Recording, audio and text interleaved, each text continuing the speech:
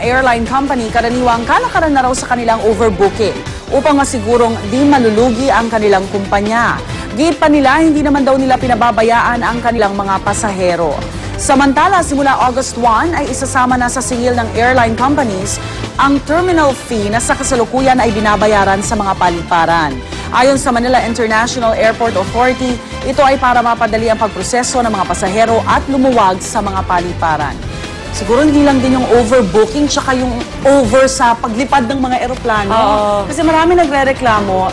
Minsan nga, binababa na lang sila doon sa runway. May mga airline ka na bababa ka sa runway. Tapos magbabas ka or shuttle. Actually, minsan walang bus. Lalakayan. Rin ka sa init ng araw. Picture taking. Kasi usually daw, yung mga eroplano nagmamadali dahil may susunod pa silang flight. May mga, may mga problema pa dyan. Pagka yung tube hindi pwede. Yes. Yung gano'n. Actually, pinapakita ni Secretary Rojas yung schedule ng flight sa NAIA. Makikita mo, yung from 7 a.m. hanggang siguro mga 7 p.m., napakarami talaga ng flights. Yun yung bulk nila. So parang ang ginagawa nila, nakikiusap sila sa mga airline kung pwede damihan yung early morning flights or kaya yung late night para ma-decongest kahit papano dun sa rush, tinatawag nilang rush hour. Saka yung mga airport nga sa ibang probinsya, lagyan ng ilaw yung mga runway kasi yung lahat ng mga aeroplano may capability to flight sa gabi. Ang problema, yung airport mo, hindi pwede, walang ilaw.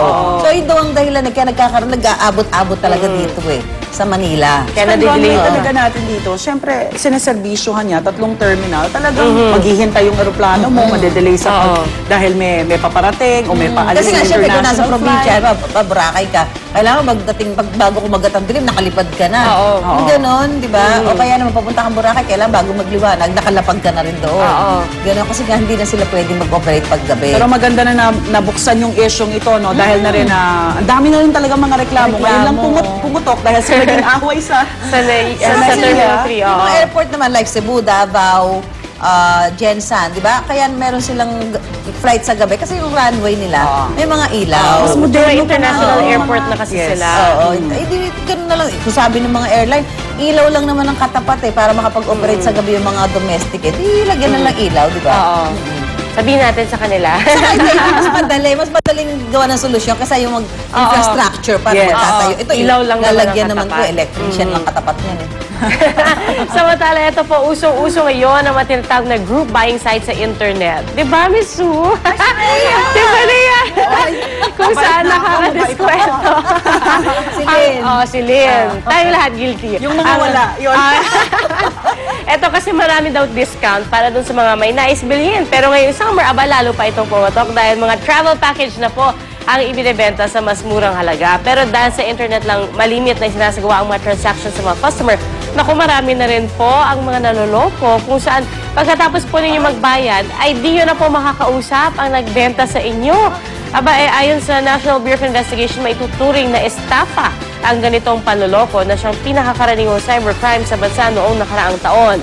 Payo naman ng Department of Trade and Industry, i-verify muna kung rehistrado sa kanila ang travel agency at website at alamin din sa mismong travel agency kung totoo ang discounted deal.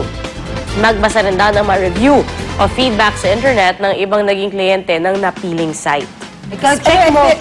Kaya mga experience niyo. Kasi minsan talagang mapapanganga ka sa mura. May airfare na, may accommodation, may breakfast. Ito parang, like ito, sa Coron, merong sa isang, sa mga paborito niyo. Yung tinignan mo. Hindi.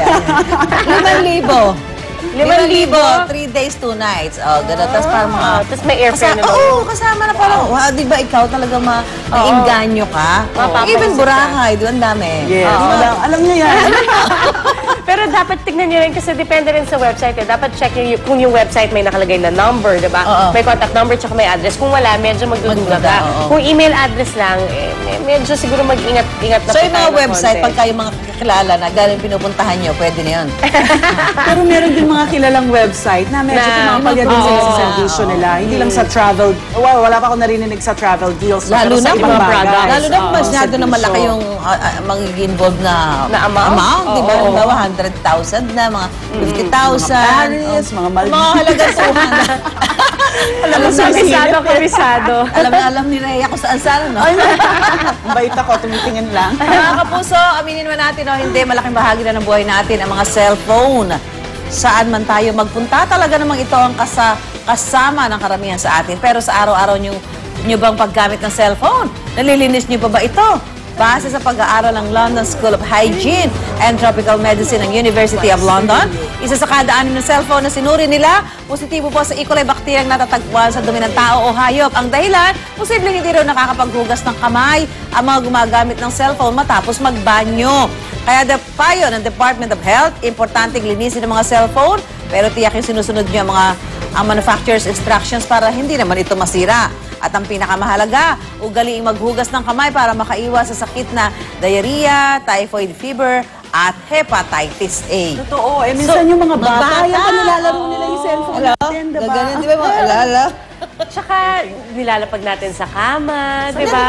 Sa may Totoo naman. araw-araw. Pinapawisan ng kamay mo, di ba? Nag-aakano ng Ito nga daw ang pinakamaduming bahagi ng katawan, diba? Oo. Tapos hawak mo Tapos cellphone. Sa kahawak. Punta ka ng CR, hawak ka ng doorknob. Di ba yung mga ganun, hawak ka ng... So, alcohol? Alcohol wipes, pwede na yun. Alcohol. Sanitizer. Alam mo, ako medyo nabago yung pagtrato ko sa cellphone. Kasi dati dark yung case ko eh. Oh, so ngayon? So hindi mo nakikita yung dumi. Dumi, oh. Eh ngayon, medyo may puting bahagi siya. So every time nakikita ginagamit mo? ko, nakikita. So araw-araw, nililinis ko siya. Dahil nakikita kong madumi. Minsan nawawaglit na din sa isip natin ba? Yung bata, kinuha yung cellphone, ikaw naman, ay, tikman mo to. Gano'n, bigla mo nasubo. Tapos nakita mo yung bata nag-diarrhea. E. coli pala. Nagdumi yung kamay mo, di ba? Nakaligtaan nga natin Nakaligtaan. yan. Ang So, okay rin pala yung Taken for granted. medyo light-colored na cellphone case. No? Okay din pala. Nakita mo. Yung concern mo kasi una dumihin. Pero actually, nagpapaalala sa'yo na ako eh. Akala mo lang kasi pagka cellphone. itim, ay, hindi dumudumi, pero ang kapal na pala, di ba? At balita naman mula sa ibang bansa. Lipad tayo sa saan pa ba yan? Kundi ang China. Sa China, isang lolo na tumatawid po sa kalsada ang nakaladkad ng isang trailer truck. Sa kuha ng CCTV, makikitang tumatawid ang ilang tao nang bigla nilang umandar ang truck at nabaga si lolo na nakaladkad pa ng 20 metro. Agad namang rumesponde ang isang traffic police nang marinig ang pagsigaw ng tulong ng biktima. Maswerte naman si lolo na minor injuries lang ang tinamo niyang pinsala sa katawan. Talaga sa China. Talaga sa China, araw-araw, no?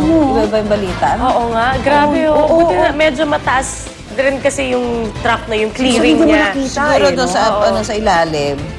Hindi Meron siya, oo. doon siya napagitna siya ng gulong. Oo. Ang ganon, di ba? Pero usually, yung mga truck talaga, yung mga Ay, hindi truck, ka- hindi ka makikita sa likod, Oo. Harap. sa harap. Kaya Kaya kahit kailangan yung mga nagmamaneho driver ka, pag extra nagmamaneho ka, ingat. huwag ka masyadong tatabay. Kasi parang ano yun eh, yung, parang ganyan level lang, hindi niya nakikita yung nasa yung nasa baba na. baba. Yes, yes. Oo. Mga kapuso, pasintabi po muna sa mga nag-aalmusal dyan sa Canada kasi isang suspect sa pagnanakaw ang hinihintay ng mga pulis na madumi. Paano ba naman nilunok niya ang ninakaw niyang diamond na nagkakahalaga ng $20,000 o katumbas na mahigit 800,000 pesos. Pero mag-iisang linggo na, hindi pa rin nailalabas ng suspect ang diamond. Natunaw. Kaya naman ang mga pulis, naiinip na lalo pat hindi raw madali ang trabaho ibinigay sa kanila. Ang hirap nga naman noon. Isang linggo, grabe. Alam mo sa kahit Pwede ba pang purga dyan? Halimbawa, dumumi na. Ayun. Anong gagawin mo, diba? Kasintabi po sa mga nag-aagawa. Breakfast. Grabe. Pero $20,000 worth na ba? $20,000. Oo, $20,000, $800,000 Doon pesos. sa nakuhanan, no, kung sino man yung pinagnakaw, siyempre kailangan makuha ko yan. Pero doon sa mga pulis, Pero gagamitin mo pa ba yun? baka sasabihin ng mga pulis, you clean your Hindi nila alam mo, nakuha na ulit. Ay, nako. Nako mga kapuso, more interesting stories tayo. Narito na po ang ating web video.